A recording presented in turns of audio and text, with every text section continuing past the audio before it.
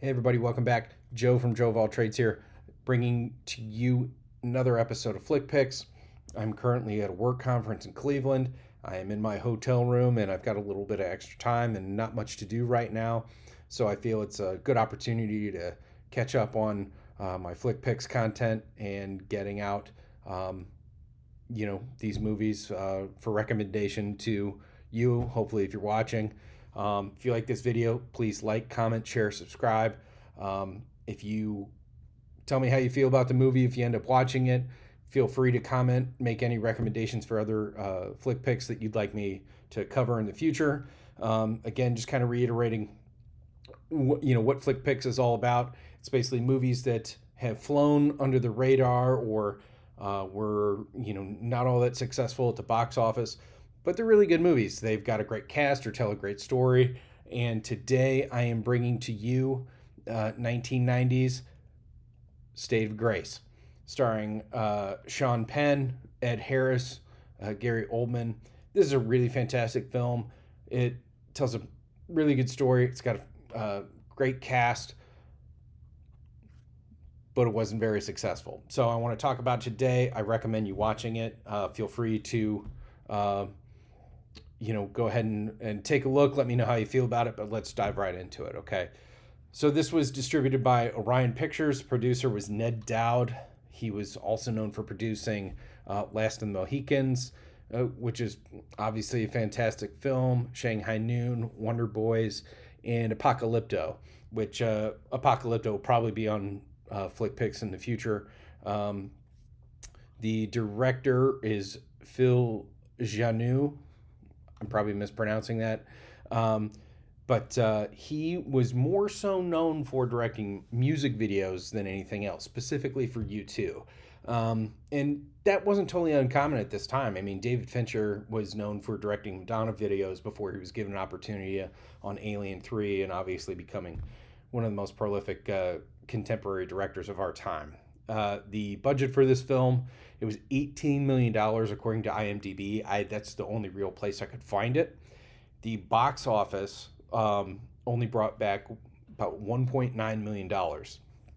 So it didn't even make $2 million at the box office. Like I said, it's got an awesome cast, starring Sean Penn, Ed Harris, Gary Oldman. And the thing is that if you look at, since this movie has come out, reviews and all that stuff, every one of these actors has a ton of praise and accolades amongst their most prolific filmographies. You have to be living under a rock if you like movies and don't know these people. But they're really great. They've gotten praise for their performances within the film, despite nobody really seeing it first. This movie is kind of becoming a cult classic the more it appears on streaming services. So we've got Sean Penn, known for Fast Times at Ridgemont High, At Close Range. That will be also another flick pick. Mystic River, Milk, Dead Man Walking, Carlito's Way, Thin Red Line, ton of other stuff. Ed Harris, known for The Right Stuff, The Rock, Glengarry Glen Ross, A Beautiful Mind, Gone Baby Gone, Pollock, also well-renowned actor. And then certainly not last amongst the starring cast, Gary Oldman. Gary Oldman is best known for being an absolute chameleon, and he's probably up there with my favorite actor. When people normally ask me who my favorite actor is, Gary Oldman is always in the conversation because of how just awesome he is at playing any type of character. Straight-laced, loose cannon, drunk, sober, old, crazy. It doesn't matter. Dracula, doesn't matter. He's fantastic. From Sid and Nancy, JFK, like I said, Bram Stoker's Dracula, The Dark Knight trilogy as Commissioner Gordon, Leon the Professional, Fifth Element, Harry Potter, Winston Churchill, Tinker Tailor Soldier Spy. The list goes on and on and on. He doesn't turn in a bad performance ever. This movie is no different. The female interest, Robin Wright, known for Princess Bride, Forrest Gump, House of Cards, Wonder Woman. She's really fantastic in this film. I'm going to dive into what her performance brings to the table in this kind of machismo kind of gangster movie. Early role for John C. Riley. This is before Hard Eight. It's after Casualties of War, so he's still building his dramatic dossier in comparison to his later comedy stuff. But he's great in this movie. Better known for, well, not better known, well, known for Hard Eight, Boogie Nights, Gangs in New York, Chicago, Talladega Nights, Walk Hard, Step Brothers, Winning Time, the TV show about the Lakers, which I think is highly underrated, and I'm upset to see that it was so accelerated into cancellation. John Turturro, also just an incredible actor. Do the Right Thing, Miller's Crossing, Big Lebowski, Barton Fink, Oh Brother, Where Art Thou? And then other comedic roles that other people may know about too. Mr. Deeds, other stuff.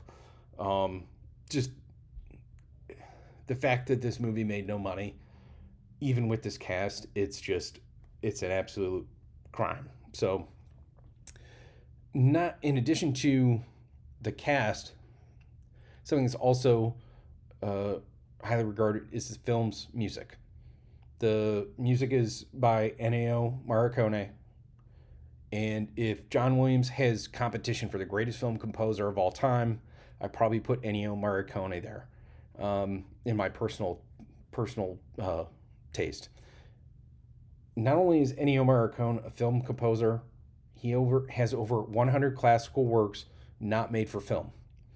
I absolutely love his music. One of my favorite classical albums is Yo-Yo Ma plays his music, specifically the main theme from the 2000 film Milena. It's just one of the most beautiful pieces of classical music I've ever heard. His impact on contemporary classical music, film or otherwise, it just can't be understated.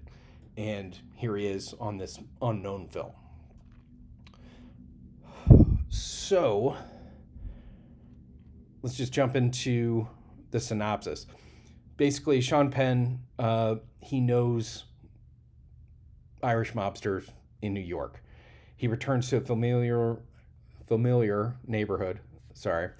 Hell's Kitchen, to familiar faces. These Irish gangsters, Ed Harris, his younger brother Gary Oldman, but he's an undercover cop, and he's utilizing his past to infiltrate this gang. His relationship with Robin Wright is historical. It kind of comes back to life, and it drags her back into this world of kind of being associated with these gangster criminals that are her brothers. And it's really impressive to just kind of see it all unfold. The critical reception from Rotten Tomatoes, film holds overall approval rating of 86% from 28 critics. Not bad. Roger Ebert awarded it 3 stars out of 4. And then he had particular praise for the work of Gary Oldman. And I'll get into that in a little bit. So what are my notes? Movie tells a familiar tale. Undercover cop who either knows that people he's infiltrating or becomes attached to them. Either way, he has a decision to make. And basically it's who to betray. Does he betray the police, help the bad guys become a criminal himself, or turn in the people that he's known for a long time or grown fond of? And you watch Sean Penn dance this line throughout the film, and it's impressive. Gary Oldman, he delivers an electric performance. He's a drunken, angry gangster who is absolutely 100% lost in the sauce. You watch a film like this, and you're like, how can someone even portray someone being such an alcoholic? And he does it, and it's kind of like there's no possible way that anybody could do this. Obviously, Winston Churchill did it at some other point, but not to get into that. But just basically, he's just kind of lost in his own being, and his life is this kind of just just criminal life and getting drunk and all that stuff. And Gary Oldman has played similar characters. Like I said, he's a chameleon, but there are definitely um, things about this film that you can see that he took on to later performances. If you see Oldman in Leon the Professional, uh, it becomes a little bit more smart, but he's just as fucked up. It's evident that he regarded portions of his character in this movie. They're very similar. So I would say that you should go ahead and watch this. Um, Roger Ebert said Oldman's performance in the movie is the best thing about it. What's best about State of Grace is what's unique about it, the twisted vision of the Oldman character who lives in a world of evil and betrayal and somehow thought himself around the notion that he is doing the right thing. That's a quote from Roger Ebert. Leonardo DiCaprio actually cited Gary Oldman's performance in this film as an inspiration, stating it has influenced an entire generation of actors. So, that being said, obviously, I think it's important that, if you want to watch the craft in action, it's important to watch this film. Sean Penn and Ed Harris play more subdued, complex characters opposite of Gary Oldman's performance. But you can't have three people like Gary Oldman in this film. There has to be a subdued response to it, and Sean Penn and Ed Harris do a fantastic job of it. Sean Penn has to constantly weigh each situation that may cause him trouble. And you see that on his eyes, how he says things, the tone, all of that. Don't get caught by the gang, going too far against the moral police code. There's even a point in the film where he calls himself a Judas cop. So that just goes to show you that, where his mindset is throughout the film. Ed Harris has to play the head of the gang, having to wear, the daddy pants, be the responsible person, needing to make calculated decisions and prevent his hothead brother Oldman from fucking everything up. And he plays it well. Robin Wright, she's great. She's a strong woman. She's effectively removed herself from the mob scene of her brothers, but Sean Penn's return pulls her back in. John C. Reilly and John Turturro are just, at this time, their film credits were not as significant, but they're just overqualified to play the support characters that they do.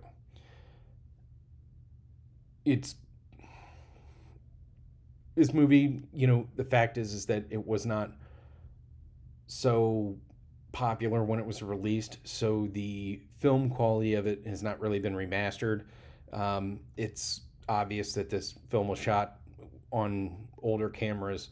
It has a dated and dirty look, but it looks really good and appropriate for this setting.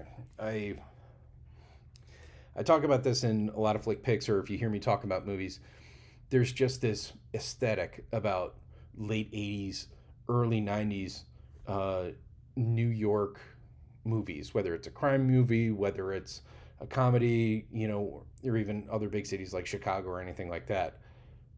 There's just this gritty aspect where everybody's like wearing heavy woolen coats and mucked up dress shoes, and it just has this kind of aesthetic. And I think it was popular at the time, and it's definitely a little bit of a time machine when you go ahead and watch this.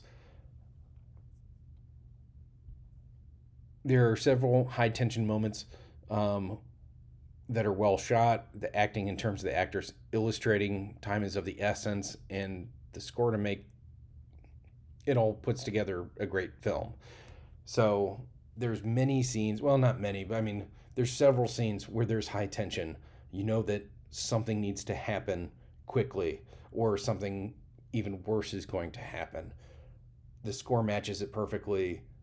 It's just really well put together, well edited. The score matches, like I said, it's pretty great. Other fun facts: this movie is where Sean Penn and Robin Wright met. They later had 2 children. They later married, not married anymore, but it was a pretty high-profile Hollywood romance in the early and mid-90s. Um, the big question that everybody asks is, why did this movie bomb? It happened to be released the same weekend as Goodfellas. And while this is a good movie, a good gangster movie, Goodfellas is arguably the greatest gangster movie. So it just goes without saying, if someone is, in 1990 going to a theater saying, I'm either going to pick Goodfellas or State of Grace, just the word of mouth alone is going to reflect that Goodfellas is the obvious choice.